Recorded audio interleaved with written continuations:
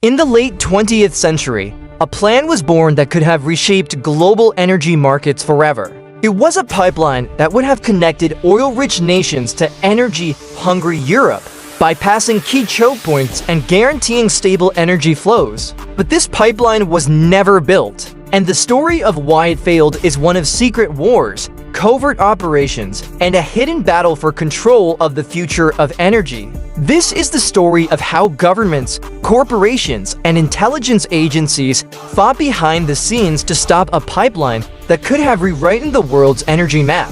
It's a story that was buried for decades, hidden under layers of classified documents and covert deals, but it's one that reveals how the global power dynamics of energy were manipulated in ways most people never knew. In the years following World War II, Europe's dependence on oil grew rapidly as its economies rebuilt and modernized. At the same time, the Middle East became the epicenter of the global oil industry, with nations like Saudi Arabia and Iraq holding vast reserves. To secure its energy future, Europe began looking for ways to directly connect to these oil supplies, bypassing traditional shipping routes through vulnerable maritime choke points like the Strait of Hormuz and the Suez Canal. A proposed pipeline offered a solution. It would stretch from the Middle East through politically stable countries and deliver oil directly to Europe. The project promised to revolutionize energy security for the West. But from the beginning, the pipeline faced opposition not just from rival nations, but from powerful interests that had much to lose if the project succeeded. As the pipeline plan took shape, the stakes for global power became clear. Europe's energy dependence was growing, and this new pipeline could solve many of the continent's problems. But energy isn't just about oil, it's about power. The Cold War made every infrastructure project a potential weapon, and for both the United States and the Soviet Union, controlling energy meant controlling influence. For the Soviet Union, this pipeline was a direct threat to its dominance over Eastern Europe. The USSR supplied much of Eastern Europe's oil and gas, and any competition that could reduce this reliance was seen as an attack on Soviet influence. For the United States, meanwhile, the pipeline threatened to loosen its own grip on Europe, a continent already drifting toward détente with the Soviet Union. Oil tankers passing through maritime choke points like the Strait of Hormuz and the Suez Canal were vulnerable to attacks, blockades, and sabotage. The proposed pipeline would eliminate these risks, creating a safer, more direct route to Europe. But not everyone stood to benefit.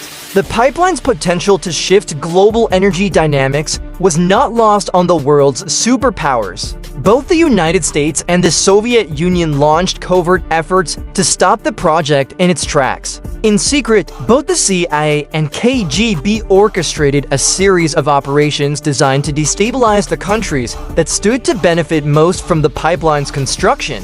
Newly declassified CIA documents reveal a shadowy war where sabotage and subterfuge were the weapons of choice. For the US, the fear of losing control over European energy markets was profound. For the Soviet Union, preventing a pipeline that could compete with its gas exports to Europe became a top priority. The two superpowers began to secretly back opposing factions in countries along the pipeline's route. The regions through which the pipeline was meant to run suddenly became hotbeds of unrest. Protests erupted, political leaders were assassinated, and civil wars began to destabilize key areas. Officially, these were seen as domestic struggles, but behind the scenes, the influence of foreign powers was unmistakable. The true scale of this covert war was hidden from the public for decades. But today, we know that the conflicts that engulfed the region were anything but spontaneous. Civil wars, military coups, and insurgencies in Turkey, Iraq, and elsewhere were all part of a broader strategy to prevent the pipeline from ever being completed. Even as governments claimed neutrality, their intelligence services were actively involved in the fight. The United States funneled weapons and support to groups that opposed the pipeline, while the Soviet Union worked behind the scenes to destabilize those same regions through espionage and proxy wars. As the covert war escalated, entire nations were thrown into chaos. Political assassinations and coups became frequent, and the pipeline project was repeatedly delayed.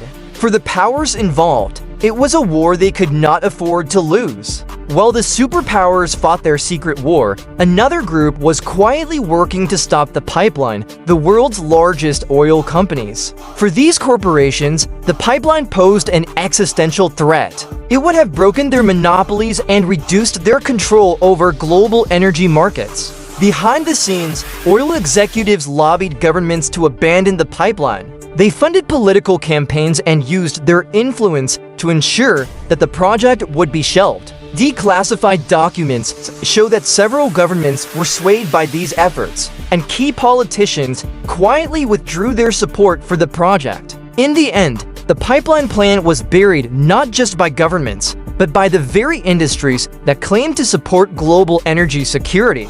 The public was never told the full story. Today, the pipeline is all but forgotten, but its legacy remains. The regions that were destabilized during the covert war over the pipeline are still suffering the consequences. Civil wars and political unrest have left scars that last to this day. Meanwhile, Europe remains heavily reliant on external energy sources, a situation that has left it vulnerable to energy crises, as seen in recent years. The choices made decades ago to prevent this pipeline from ever being built have locked much of the world into a precarious energy dependency.